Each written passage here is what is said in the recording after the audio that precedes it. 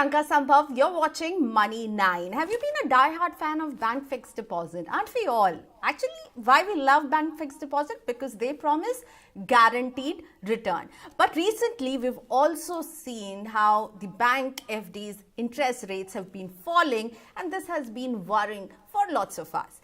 So another fixed income instrument, debt fund, has been, in the headlines, and we thought that in Save Nahi Invest Kar, we should understand and simplify debt funds, understand the risk side of it, and also understand who should invest, what should be your time horizon. What we know till now, the debt mutual funds are those funds which invest in government bond, treasury bills.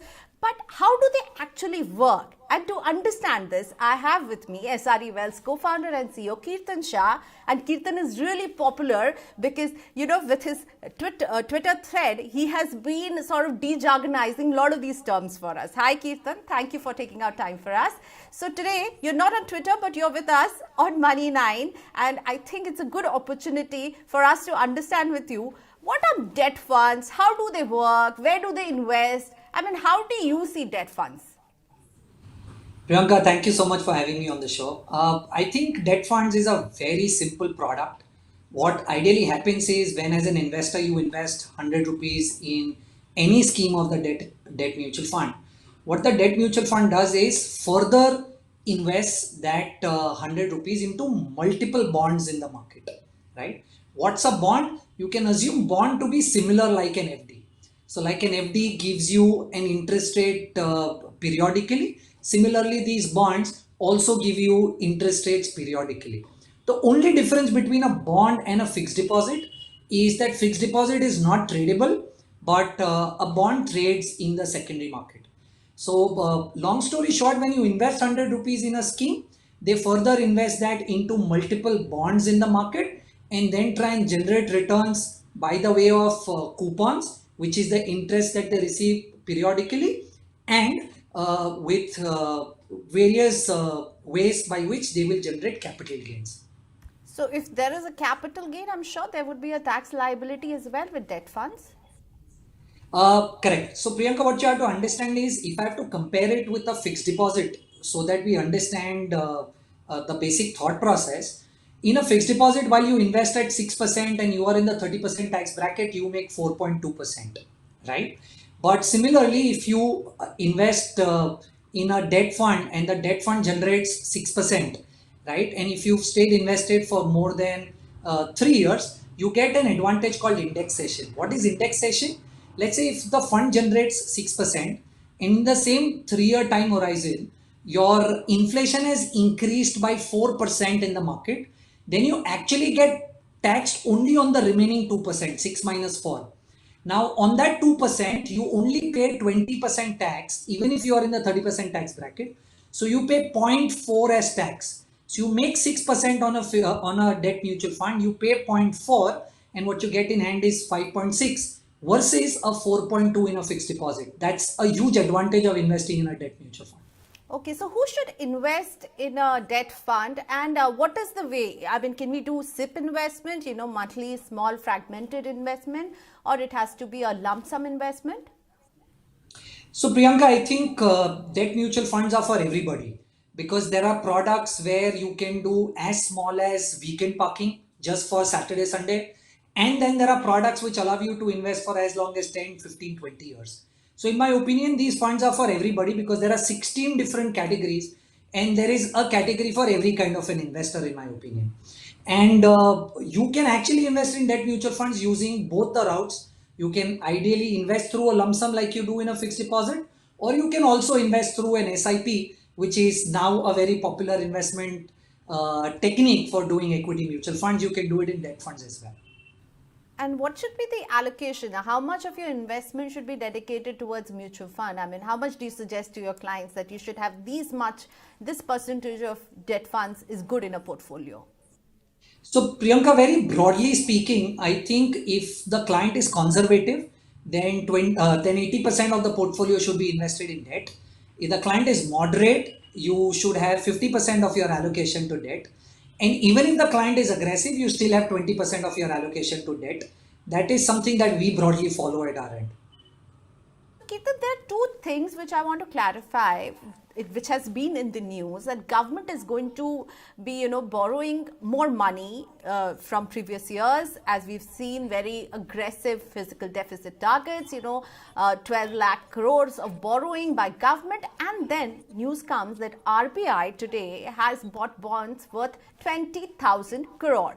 Now, these two news will have an impact on the debt market and also on the returns of the debt funds. How do you interpret these two news for debt funds? So Priyanka, both of these news ideally balance out what is happening in the market. So what happens is when the government comes out and says that I want to borrow 12 lakh crore, when the government borrows 12 lakh crore, for that the government is selling bonds in the market. Now imagine just logically, if you come out to the market and sell 12 lakh crore worth of bonds, you will have to sell them at a discount. Anything that you sell in such a huge quantity will have to be sold at a discount in the market. And which is why when the government said that I'm going to borrow 12 lakh crore, which means I'm going to sell 12 lakh crore worth of bonds to y'all, the debt market fell. Now, because the debt market fell and the RBI does not want to really create a panic in the debt market, RBI came out to neglect this effect. So what RBI did today was announce that I'm going to buy 20,000 crore worth of bonds from the market. So initially government said I will sell, debt market went down. RBI said I am buying, debt market recovered, and hence the effect on the debt funds have closely been negated by both of these things together. What is the risk of a debt fund? I'm sure, they're completely not 100% risk free, right? There would be some risk. What should be the investor prepared for?